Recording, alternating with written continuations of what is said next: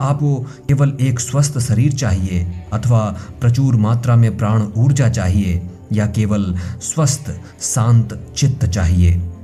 दोस्तों, यहाँ मैं अपनी तरफ से आपको यह नहीं बताने वाला कि आपके लिए क्या सही है। हाँ, मैं आपकी मदद अवश्य करूँगा ताकि आप इसका चयन खुद कर सकें। इसे और भी गहराई से समझने के लिए हमें अष्टांग योग को समझना होगा। अष्टांग योग यानी योग की वह सिस्टमैटिक संरचना जो आपको जीवन के छोटे यम नियमों से लेकर समाधि तक की यात्रा करा सकती है।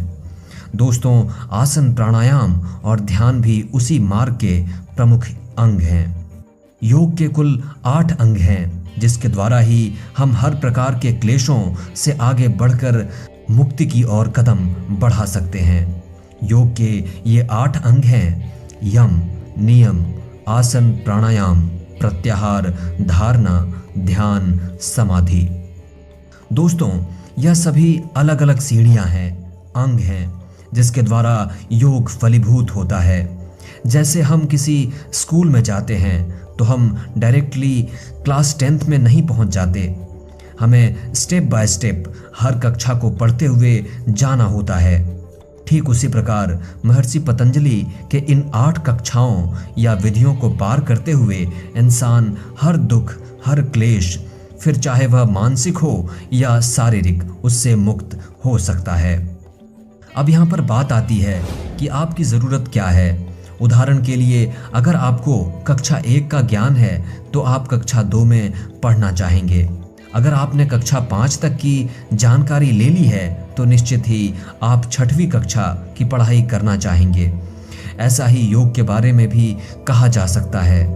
अगर आप अभी तक अष्टांग योग के पहले चरण यानी यम नियम को भी नहीं समझ पाए हैं या उसे अपने दैनिक जीवन में नहीं जोड़ पाए हैं तो आपके लिए आसन, प्राणायाम या ध्यान का कोई अर्थ नहीं है।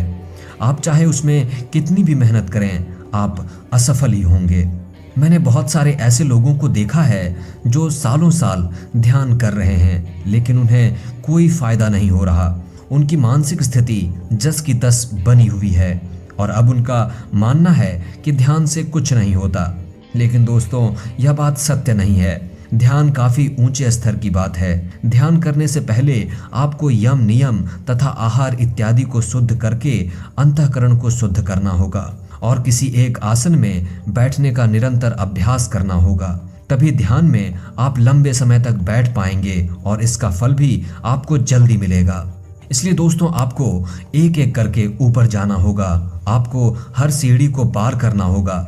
यदि आपको शारीरिक स्वास्थ्य की आवश्यकता है तब तो आप केवल आसनों का सहारा ले सकते हैं। अगर आपको मानसिक स्वास्थ्य की आवश्यकता है तो आप ध्यान को अपना सकते हैं और प्राणायाम तो इन दोनों की मध्यावस्था है, यानी जहां आसन का कार्य खत्म होता है और ध्यान की क्रिया शुरू होती है, वही अवस्था प्राणायाम की है। लेकिन अगर आप इन तीनों में से किसी एक का चयन करते हैं तो आपको पूर्ण लाभ नहीं मिलेगा, क्योंकि यह सब मिलकर ही पूर्ण है और हमारी आध्यात्मिक प्रगति में सहायक होते हैं। लेकिन फिर भी अगर आप इन तीनों में से किसी एक का ही चयन करना चाहते हैं तो आपको ध्यान को ही अपनाना चाहिए, क्योंकि ध्यान का रिश्ता मन से है। अगर मन स्वस्थ और तंदुरुस्त रहेगा तो निश्चित तौर पर उसका प्रभाव तन यानी शरीर पर भी पड़ेगा और शरीर स्वस्थ रहेगा। मन ही जड़ है। मन के मजबूत होते ही आपकी इच्छा शक्ति मजबूत होगी और इच्छा शक्ति के मजबूत होने से आप जीवन के हर पहलू में सफल होंगे। इसलिए दोस्तों, ध्यान सबसे अधिक ज़रूरी है और कम से कम इसे तो अपने जीवन में आपको अवश्य ही अपनाना चाहिए। लेकिन फिर भी मैं इतना अवश्य कहूँगा कि आपको इन तीनों को ही अपने जीवन में धीरे धीरे अपनाना चाहिए। सबके लिए थोड़ा वक्त निकालें। ध्यान, प्राणायाम, आसन सबका अभ्यास करें।